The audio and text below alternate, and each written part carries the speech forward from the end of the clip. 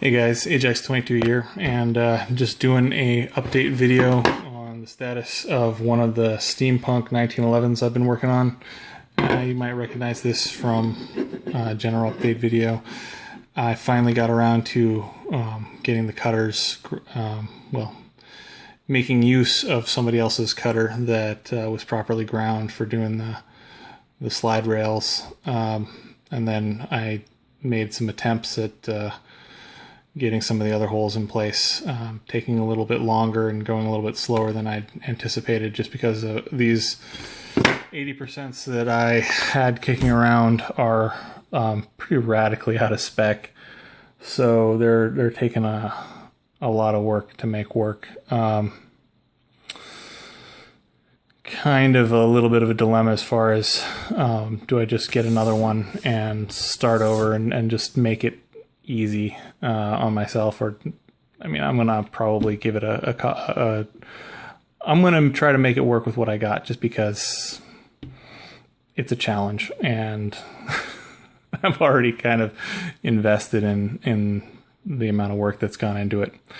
But yeah, you can see the underside of the slide got scalloped. We've got the cutaway on top that exposes the barrel lugs and the barrel, I guess a bushing for lack of a better word. You can see how it threads in to the slide. It's kind of unique in that way. The actual frame has been fixed, and it actually feels pretty good. Hold on just one second. I'm gonna use both hands to move it back. It's still got a pretty tight fit. One sec. All right, there we go. Yeah, so you can see this is the overall length. It's going to be a nice long, very unusual piece.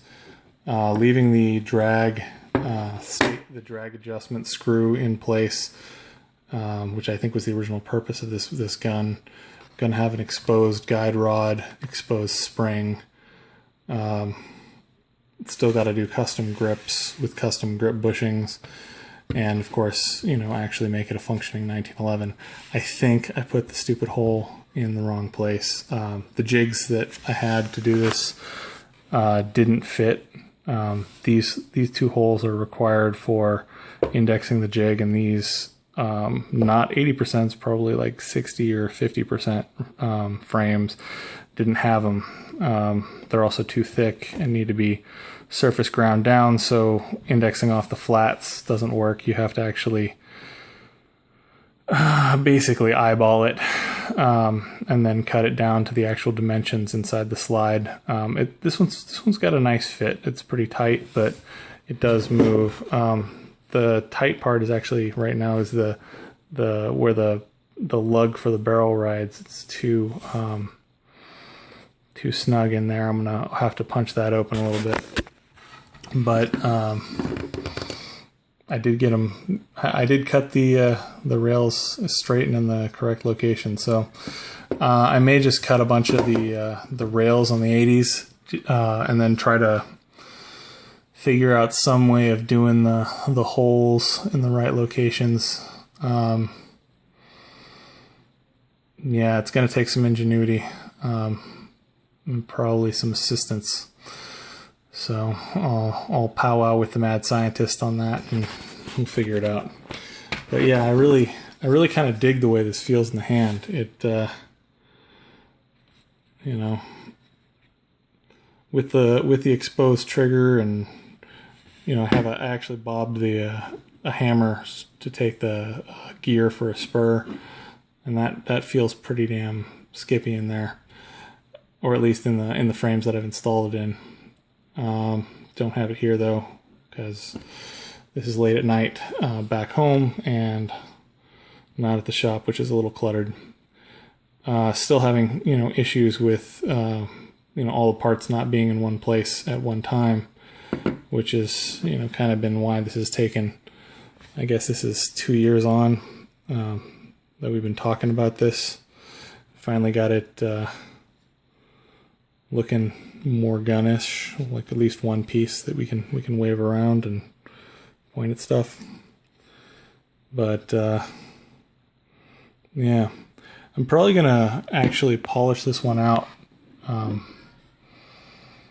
do something with it to make it more aesthetically appealing. You know, still keep with the steampunk, diesel punk nature of the gun, but I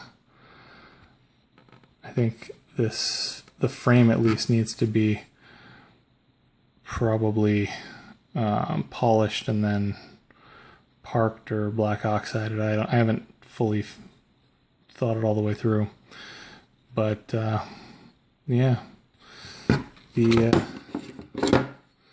kind of a pain cutting these things.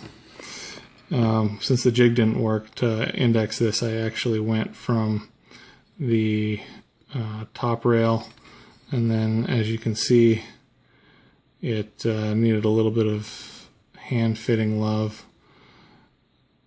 The critical dimensions are the width of the rail, the width of the slot, and then the distance between the two. And as you can see, like the frame itself is supposed to be 3/4 of an inch wide, but this one is too wide. So I'm at some point I actually have to take the whole frame to a surface grinder and bring it into spec. You know, doing that along with possibly re-drilling the holes. This rear one is definitely either going to need to be bushed or you know, fill welded, annealed, and then re-milled in. Yeah, going to be a lot of work either way, but it's doable. You can see this all needs to be punched out just a tiny bit. Everything's kind of warped on these 60s. If I had to give any advice to any of the viewers, do not skimp on your 80% frames for your 1911. The amount of additional work that you're going to create for yourself in saving 60 bucks, it is simply not worth it. The ones that I got here, a couple of them, the dust covers were warped beyond the point of saving, which doesn't matter if you're fixing them like we're doing here. But you know, I saw one that got cut that you couldn't run the slide because the dust cover was actually like bent up, just from how it came. So yeah, a lot of work on these, but it's not bad.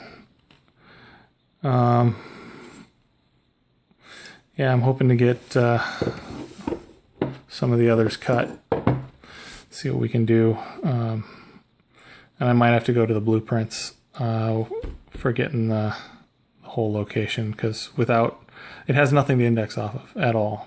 I tried using an existing frame and then using a dowel pin essentially for off the magwell, and then using the top surface of this to index, and then trying to mark these using well, I didn't have transfer punches, so I used drill bits. But yeah, another thing, don't skimp on the tooling or on, you know, transfer punches would have made this a lot simpler.